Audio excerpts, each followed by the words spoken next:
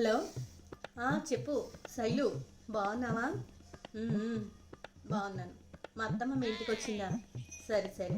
పోన్లే, సాయంత్రానికి వచ్చేస్తారులే మా ఇంటికి. అలా ఒక రౌండ్ వేస్తూ ఉంటారు. కొంచెం ఇంట్లో తొయ్యట్లేదు, పెద్ద వయసు కదా, అందుకని ఎవరు తిరుగుతుంటారు. ఏంటి, నా కోసం వంట అవి చేయట్లేదని చెప్తున్నారా? సర్లే, అదో టైంపాస్ వాళ్ళకి. ఎందుకంటే బయట వాళ్ళు ఎవరు మాట్లాడరు ఆవిడతోటి. అందుకని ఏదో కోడల మీదే చెప్పుకుంటూ ఉంటారు అలాగా.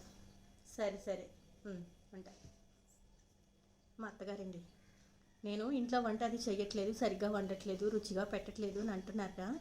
అయితే మా ఆయన గారి దగ్గర మాత్రం మీ ఆవిడ బాగా చేస్తుందిరా, మీ ఆవిడ వంట అది బాగా చూస్తుంది, నా కూతురు లాంటిదిరా అని అంటారండి. ఏది నిజం? అటు వాళ్ళతో చెప్పింది నిజమా, ఇటు మా ఆయన గారితో చెప్పింది నిజమా? పని చేయట్లేదు, పని పాట చేయకుండా వెళ్ళిపోతున్నాను అని చెప్పేసి గుడికి వాటికి అంటారు.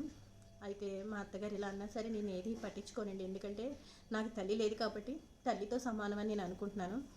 కానీ మీరు ఒకప్పుడు ఒక ఇంటికి కోడలే కదా, కోడల మీద అలా ఎలా నిందలేస్తున్నారండి బాబు? కొంచెం ఇది ఇలా ప్రవర్తించే వాళ్ళకి చెప్తున్నానండి. కోడల్ని కూతుర్లా చూస్తే మీకు నిజంగా చేతులెట్టి దండం పెట్టచ్చండి. కానీ ఇలా అపార్థాలు చేసుకుంటే మాత్రం, లేనిపోని గొడవలు అయితే మాత్రం డెఫినెట్గా వస్తాయి.